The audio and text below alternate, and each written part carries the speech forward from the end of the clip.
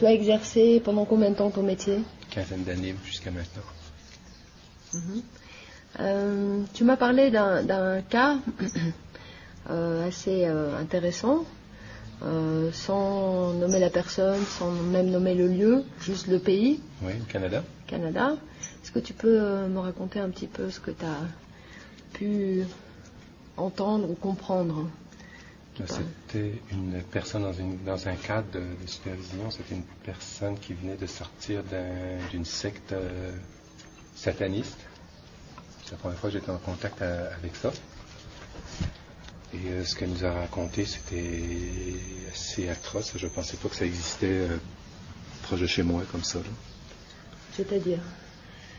C'est-à-dire, elle faisait partie elle disait qu'elle faisait partie d'une famille qui faisait des générations qui pratiquaient des cultes satanistes. Et elle avait été, depuis qu'elle était petite, elle avait été comme, je ne sais pas si on peut dire, dressée ou éduquée, hypnotisée à travailler comme une espèce de prêtresse, comme un hôtel pour les cérémonies de magie noire. Et qui faisait ça, des gens importants du lieu? Elle disait que c'était des gens importants. Mais ça, c'est la façon qu'elle parlait, comme à chaque fois qu'elle travaillait comme ça, elle était comme sous hypnose. C'est-à-dire, c'est pour ça qu'on travaillait avec. Ce qu'elle disait, elle dit, moi, bon, j'ai vu des personnages qui sont importants, mais savoir si c'est vraiment ça ou si ça lui était suggéré, c'est ça qui était un peu difficile à savoir. Mais c'était des rituels très, en tout cas, moi, je qualifierais de très violents, de très... pour quelqu'un qui est la première fois qui entend ça, déstabilisant. Donc toi, en tant que thérapeute, tu as été déstabilisé par cette découverte? Tout à fait. D'ailleurs, c'est quelqu'un, après ça, qui s'en est occupé, qui est un spécialiste des personnes qui sortent des sectes. Donc, c'était quelqu'un de... Ouais, c'était très déstabilisant. Ouais. Et quel genre de détails t'a-t-elle donné qui t'a justement déstabilisé? Le fait qu'elle servait d'hôtel, puis qu'il y avait tout le temps comme une certaine magie sexuelle autour de ça, puis qu'il y avait eu des sacrifices d'enfants sur elle, et je pense que ça suffit à déstabiliser quelqu'un.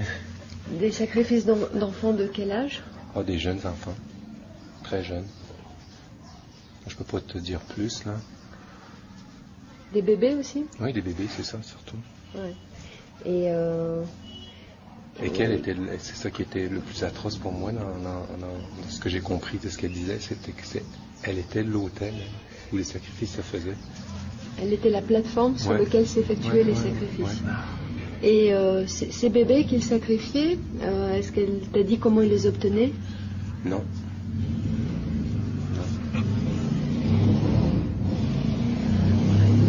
Non, mais après ça, quand tu penses à toutes les disparitions d'enfants qu'il y a un peu partout, non, je peux pas dire. Ouais. Disons qu'on a vu ça sur l'internet, on voit ça, on entend parler de ce genre de choses, mais on a tendance à penser que c'est un peu... on se demande si ces gens-là ne sont pas des huluberlus. En revanche, je t'ai rencontré à Vilcabamba, tu es un professionnel, tu as exercé ton métier pendant longtemps et tu me parles de ça, ça fait qu'on se pose des questions. Ah ben oui, puis ça a toujours été un peu au départ, est-ce que cette personne-là est en train de complètement fabuler? Ouais. Ou est-ce que c'est vrai? Ouais. Mais après ça, on s'est aperçu que non, elle était très... on ne peut pas dire envoûtée, je pense. Ce ne serait pas le bon mot, ou ce serait le bon mot, mais... C'était une sorte de mind control. Oui, prisonnière de... Contrôle de la pensée. Oui, prisonnière de tout ça. Et donc vous avez vérifié que ce qu'elle disait était vrai? Oui. Puis après ça, bon, elle a été travaillée avec une autre personne et... parce que ça a l'air que c'était tout vrai et tout vérifiable. Médicalement prouvé que... Oui, puis elle n'était pas du tout schizophrène, non. Pas du tout, c'est une personne saine, mais quand je l'ai rencontrée, c'était une personne très en détresse. C'était vraiment... Puis on pouvait voir qu'elle avait été hypnotisée parce qu'on travaillait justement à la sortir de cette espèce de cercle-là. Et il y avait des choses qu'elle disait qui étaient assez... que tu voyais bien que ça ne sortait pas comme ça, ça sortait pas de rien du tout.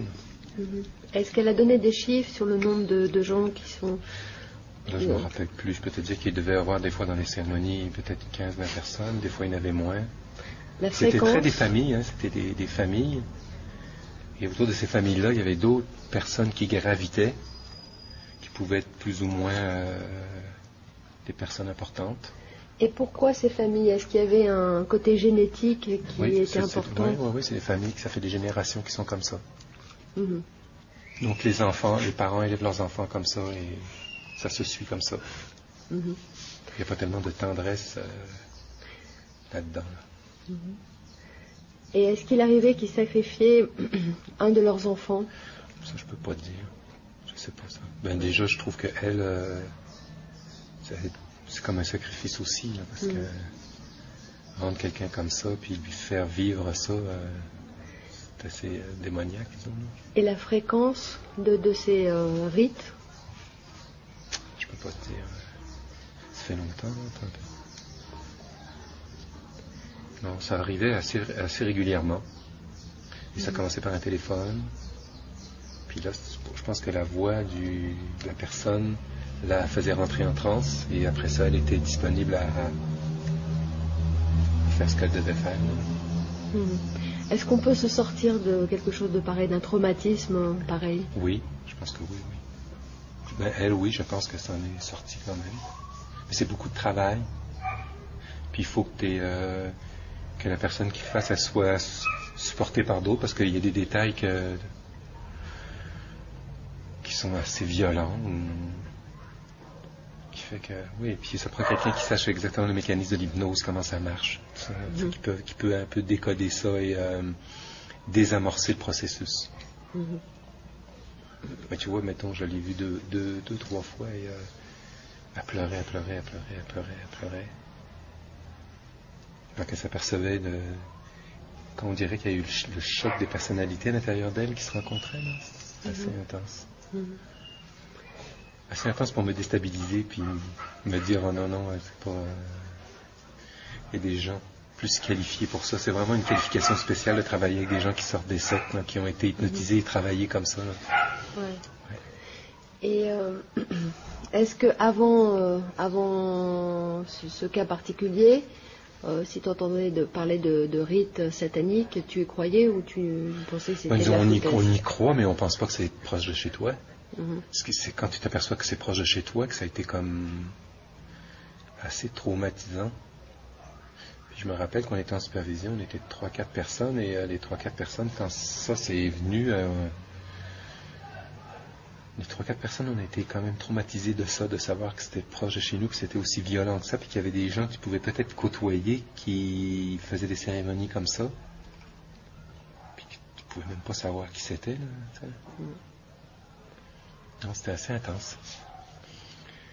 C'est pas quelque chose que, en tout cas, qui était agréable à travailler, ni à côtoyer. Une énergie vraiment noire, là.